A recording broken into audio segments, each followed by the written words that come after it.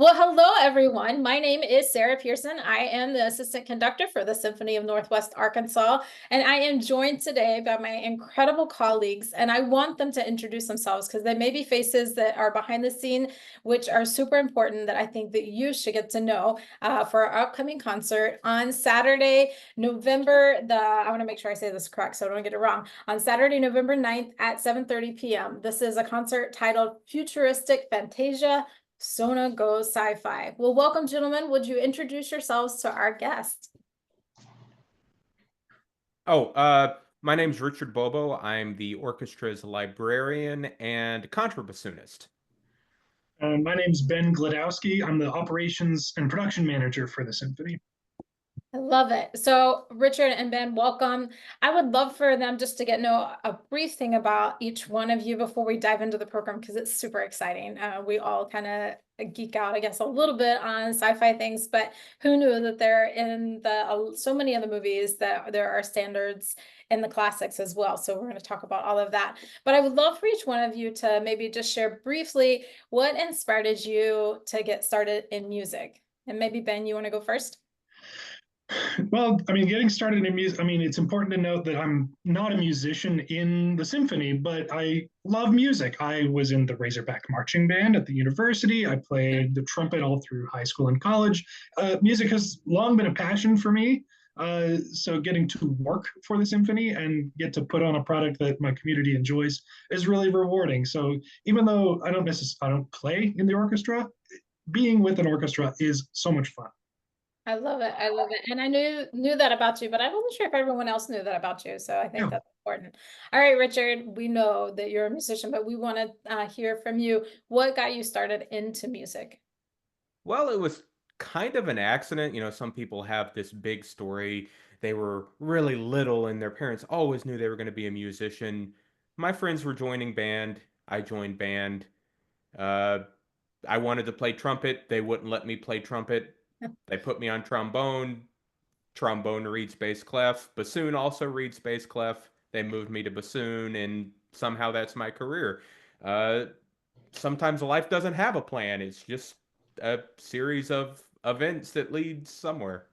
It's serendipity, right? It's like if it's meant to be, it happened, right? You all of the things. Well, obviously, we've invited you all here to be today so people can get to know you, but you also have a passion for movie and film music and especially sci-fi. So I thought, who better to ask to join me on this conversation about our upcoming program? So we're going to dive in. We are not going to be able to tell you all of it is on the program because we don't want to give all our secrets away. But we do wanted to give you enough so that you have an awareness of what to expect because it's going to be a wonderful evening. So first on our program, we're going to talk about the music from the movie Independence Day. And at any time, Richard and Ben, this is just kind of a bantering back and forth of conversation. But how do you all think the music played into the movie? Did it help it? What do you guys think? And what we're going to be playing? Um, well, I mean, at least for I think people roughly my generation, this is one of those big like guilty pleasure popcorn movies. Um, so I don't know how much your most people would be able to hum the tunes from Independence Day. But I think it's one of those when you listen to it, and especially listening to it live, you'll remember a lot of scenes. You'll be pulling stuff out of your brain that it's like you can't believe that that association is down there. The weird little piccolo solo when they're the what's that guy's name? Randy Quaid was flying up into the mothership, the all of these weird little snippets, and it wasn't quite as famous as Star Wars, but that's the whole concert can't be Star Wars. Well, no, of course. And after all, it's sci-fi, so we're trying to hit on all the things. You know, the movie came out in 1996, so the movie Independence Day, and it actually the score opens like the part that you all hear in the concert. It opens with a rendition of the theme of like 1969 We Came in Peace. So some people may recognize that song or that music, and it uses like drums and brass, and it's like very American patriotic sound. So that's like something that you can expect to hear out of this, like those snippets and themes throughout. The trumpet players are going to love or hate playing this one. They'll love it. We know that. It's always positive, right? They're gonna love it. You know, it's just a really inspiring way to kick off the concert. I think everyone will find something that they will love about it. So another piece on it, because I'm not going to tell you the order because I don't want to give all of our secrets away. But I did say that this concert not only features music that is brand new by composers that are still living, some that have recently passed away, but we're also incorporating music from genres of a while ago. And one of the composers we're going to look at is from Strauss, the Blue Danube. It's features in the film Space Odyssey. I don't know if we have any Space Odyssey fans out there, but I think it's the 2001 Space Odyssey. How does this iconic piece, it's based like on a waltz, like on a dance, right? How does this fall into like what you all love about Space Odyssey, about the movie? What I really like about the Blue Danube in 2001 is it's one of the moments in the film, it's early on in the film, where it's setting the tone for where the movie starts, because 2001 ends in a real scary place. So you get to spend the whole movie descending into, all the trials of what happens. It's also in a scene where they're just in space. There are no sound effects, there's no dialogue. It is just the Blue Danube and these beautiful shots of spaceships drifting through the atmosphere. It's a wonderful, use of music that sci-fi, Yeah. Kind of is really privileged to get to use this in this way. I think it's fascinating too that, and we'll talk a little bit about it later because we have several works that are from what we'll call about being public domain, meaning that the composer has passed away and it's not copyrighted, so it can be used in an arrangement kind of way. I don't know, Richard, as the librarian, if you want to speak to this a little bit about how that kind of happens. Yeah, well, I mean, it's when a piece enters the public domain, it essentially means the composer can do, or sorry, not the composer, the Performers. yeah, they can do whatever they want with it. And sometimes it can be a fairly respectful performance. And like I think Blue Danube would fall into that category. And sometimes it can be, deliberately perverse or transgressive. And it's the same piece of music we all know, but it can take on a different meaning when it's paired with, say, for example, hot dog fingers, which may reference another piece we're going to be playing. Exactly, exactly. And since we're already talking about these pieces of music that are in public domain, we'll talk about the other two works that we're also doing on the program that are referenced and used in these sci-fi movies, but are also standards in the classics. The other one is Debussy's Clair de Lune.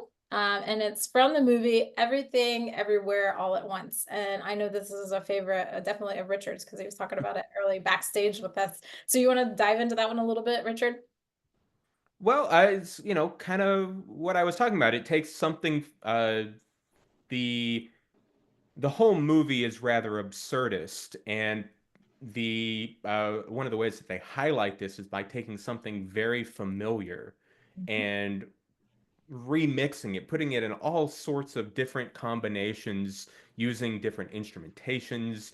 We're going to be playing a more classic version of on the concert, but no one will be playing the piano with their feet. Just gonna pull that band-aid off right away. But Yeah, it's really fascinating how these different works came to be into these movies, but and how when composers are tasked to go behind the scenes, like I think it's really fascinating having worked and gotten to know John Williams a little bit about how his process is, but they will go into these movies and the film producer will show them the clip that they want, and then they have to be the creator of the music that goes and layers behind it. So it's their imagination. And so these composers, like for Everything All at Once, that he decided that he wanted to use snapshots of Debussy's work. It's just really fascinating that that's where their mind went and kind of fragmented those ideas, like you're saying, to bring it all together. It's really incredible. The other work that we'll be also playing is the Toccata and Fugue by Bach originally, but we're doing an arrangement of that, and it's originally for organ. You guys could jump in here on that one as well. And it was played in some incredible movies. I think Fantasia used it, the Disney piece. For this concert, it's referencing, I guess, our sci-fi focus, like 20,000 Leagues Under the Sea, or those kind of ideas, right?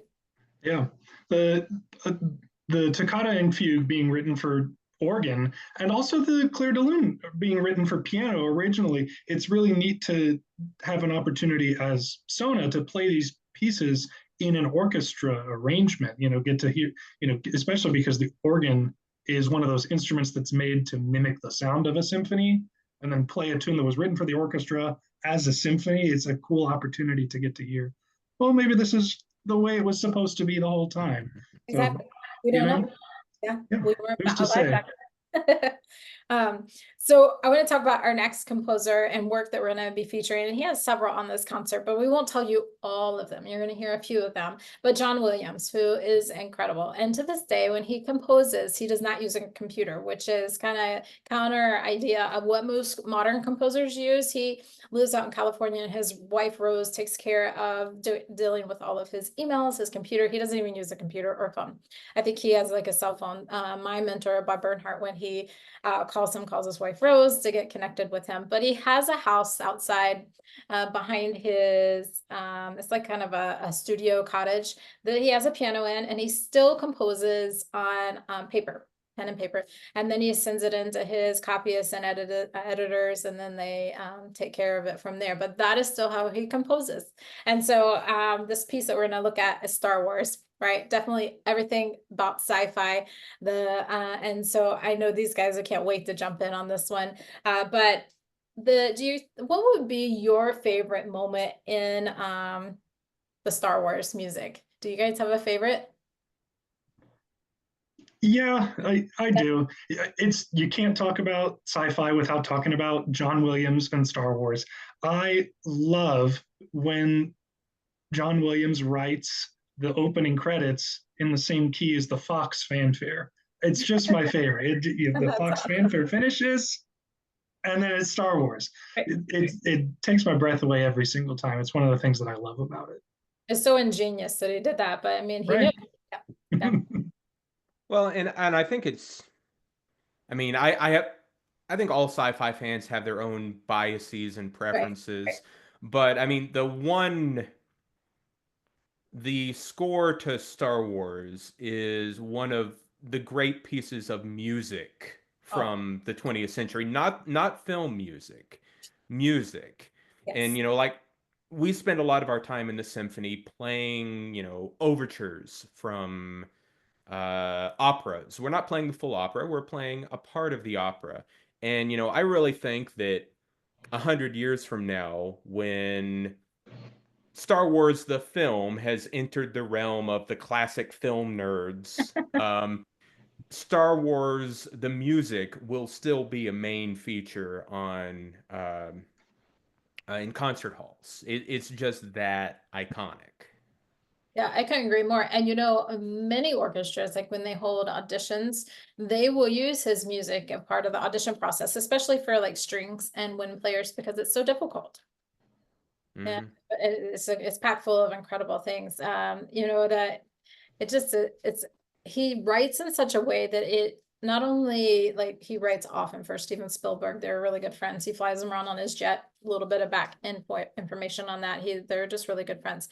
But he also just really gets his storyline, and the music helps amplify that. I mean, if you were to turn off the sound and just watch Star Wars, it wouldn't be the same, right? It would be like, right? Although you probably hear it in your head anyway, so it wouldn't work. So I'm gonna move on. We could talk about John Williams and his Star Wars music all day long, but there's so much more. I want to talk a little bit about we on this concert because part of sci-fi music is also in video games. And the next piece that we want to talk about is titled Halo. And it is an iconic video game. It's scored for a concert setting, but if you were to play the game, you like live this reality out. And I would love for you guys to kind of weigh in on this, maybe talk about this piece a little bit, or just talk about video game music in general. Yeah, well, this is a piece I kind of fought for. Video game music is really, you don't hear it much on the symphony stage, for a lot of reasons. Practically speaking, it's just really hard to perform video game music. A lot of it from the older eras was written with a very specific synthesized sound that an orchestra wouldn't be great for. But by the time you get to the 90s, where uh, video game composers are using more of a symphonic sound, you have great scores like Halo, and they don't get performed partially because there's a stigma and partially because there's not a lot of it's not the music itself isn't accessible. Like if you go to where music librarians go to source these pieces, video game music is very hard to find. But we were very lucky to find this excerpt from the video game. There's an organization called Video Games Live, Mm. and they put out a suite of music that includes Halo, which was a perfect fit for our sci-fi concert. Yeah, I know we've done some on our education concerts. Mhm. The high schoolers that come to our concerts really love that. They like get Yeah, they're like, oh yeah, I know that piece. there was definitely some noise when we played Megalovania. Yeah, they did. That one's really cool too. I mean, it would fall in the sci-fi. Just saying. Uh, Really goes to show you the power that music has, especially in a storytelling capacity. The ability for it to accompany the stories that it's telling. You know, video games telling the stories, TV shows, movies. They're not the same without music, and video games are no different. Yeah, and like you're saying, it's telling a story even without words. And I love the statement that I kind of coined is that when words fail, music speaks, and it's case in point, right? It lives on its own. I want to talk about another work, and this one we were talking earlier backstage about how it is sci-fi, but it's more of historic sci-fi. It's not like fiction. The next piece that we want to just give a little bit of information on is Apollo 13 Suite by James Horner. He wrote this for a 1995 Apollo 13 movie. It was about NASA. The theme is like considered one of the most inspiring cinematic history, texture, writing, creative tension, fear. All of the things are bundled up into this work. It opens like the with a Trump has this incredible trumpet solo, very patriotic, very much like Independence Day as far as that goes. I would love to get again your take on this, especially with it being more of a historical sci-fi. Well, if I can offer a bit of behind the scenes, it was kind of interesting how this ended up on the program.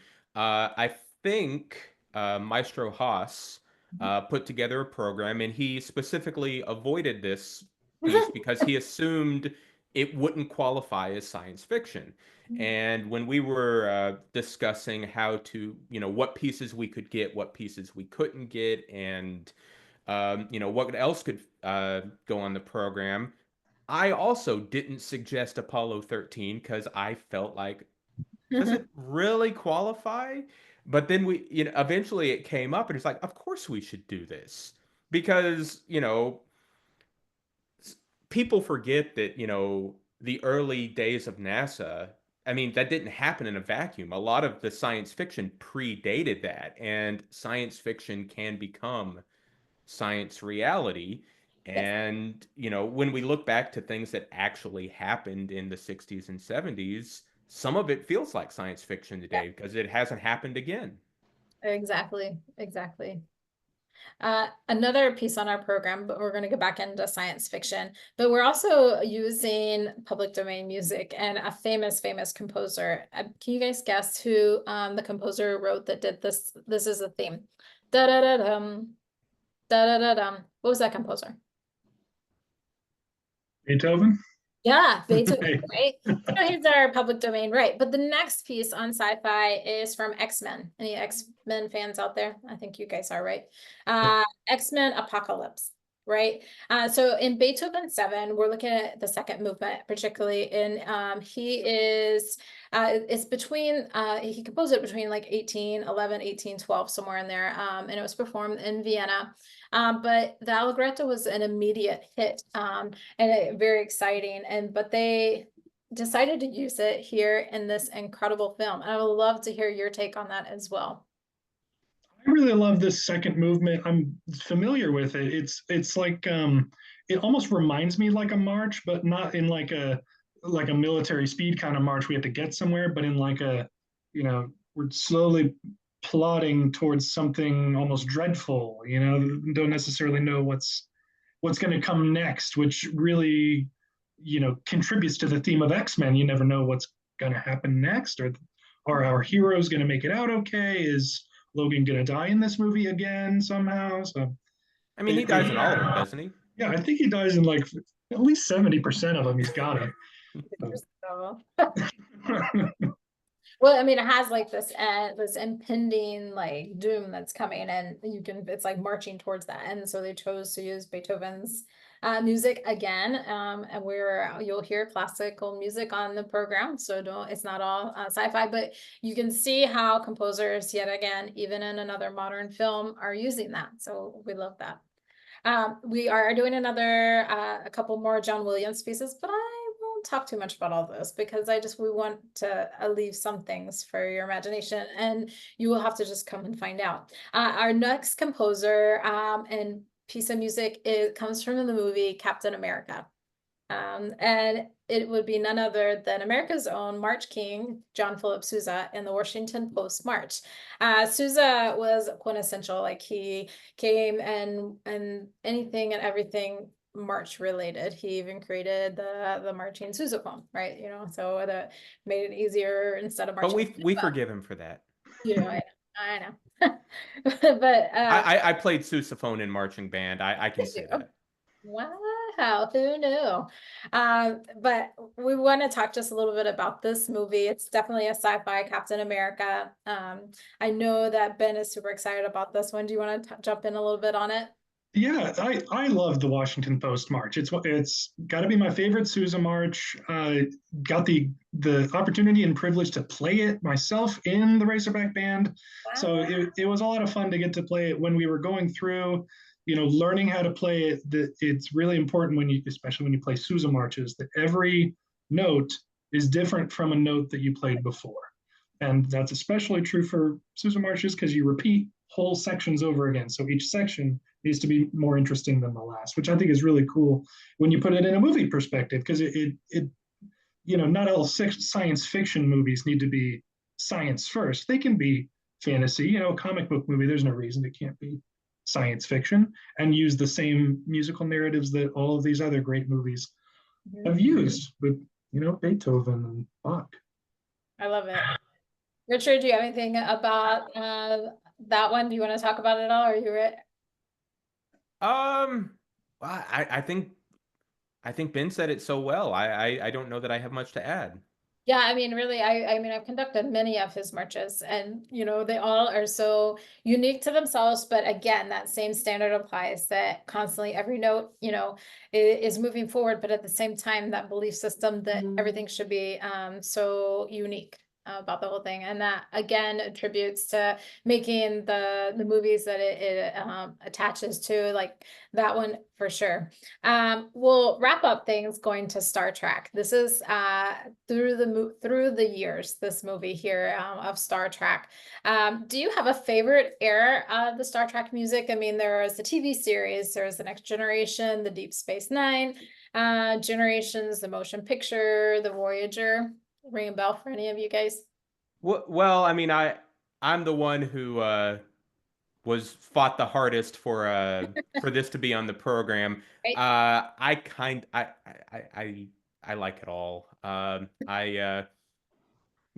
very partial to the the the series and therefore the music from the 90s, and it just so happens that this piece that we're going to be playing has pretty much all of it. One of the challenges with doing TV music is the themes are designed to be like 45 seconds long. And it's hard to put that on a program, but luckily they put together this medley of everything. And, I'll just lay my cards on the table. One of the first things, when I became librarian for this orchestra, one of the first things I wanted to do was I'm going to sneak the theme to Star Trek Deep Space Nine on the program somehow. And I'm very glad that we're about to do it.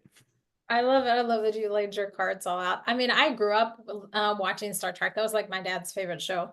And so I remember watching all the things. And I remember as a little girl going, that's really strange. Right. And then it grew on you. Right. And then I loved when they made it into the movies and then even the most recent ones. Yeah. How about you, Ben? Richard, I think you and I are kindred spirits. We're both big fans of Deep Space Nine. It's weird because, oh, sorry, go ahead. I really like Deep Space Nine because in the spirit of all the other Star Treks, it writes its own music and to great effect uses music in each episode to guide the viewer through what's really happening. So there's sometimes betrayal, sometimes there's secrets going on, and you can kind of read through the music to tell what's happening. But Deep Space Nine, unlike a lot of the other ones, uses contemporary music. They have a Frank Sinatra stand-in character who sings Sinatra tunes in the 6th and 7th season, and that's one of my favorite things that happens in the film. I know that it's really tacky to a lot of Star Trek viewers, but it's one of my favorite things. Yeah, and I'll be honest. One of the things I'm maddest about is the creators of the people running Deep Space Nine wanted to do a musical episode. Yeah, and they weren't allowed to. And someone deprived us of hearing Avery Brooks in a musical episode, and it's a crime. It's a crime. He's got great pipes. Yeah. He does. Maybe they'll do it yet. Who knows? I mean, they're always creating new things. So maybe. Well, they did just have a Star Trek musical episode. Yeah, the first finally one. It took all in this 2023 or 2024. I can't remember. Incredible. Well, this has been so fun, guys. I hope that our audience has been as excited listening to us talk about our concert. And again, we didn't mention everything. So you're like, oh, I'm not coming. I know everything. No, you should come. It's going to be incredible. There's going to be something for everyone. If you are a lover of the repertoire and the classic standards, you're going to have stuff. You're going to be exposed to movies that you probably are like, oh yeah, I didn't know that was in that one. Or you're going to hear some new music and fall in love with it as well. We are so grateful here at SONA for having such talented musicians and librarians and personnel. And we couldn't do all that we do without your help. So Richard and Ben, thank you so much. We appreciate your support, and we invite our guests and our patrons, if you're watching this today, we will have a link provided below that you can help support and continue this effort to support our magnificent talent. And we look forward to seeing you on Saturday, November 9th at Futuristic Fantasia. SONA goes sci-fi. Have a wonderful night. And thank you so much again, Richard and Ben, for joining in. And we'll see you all soon. Thank you. Thank you for hosting us. Thanks, Sarah. Bye.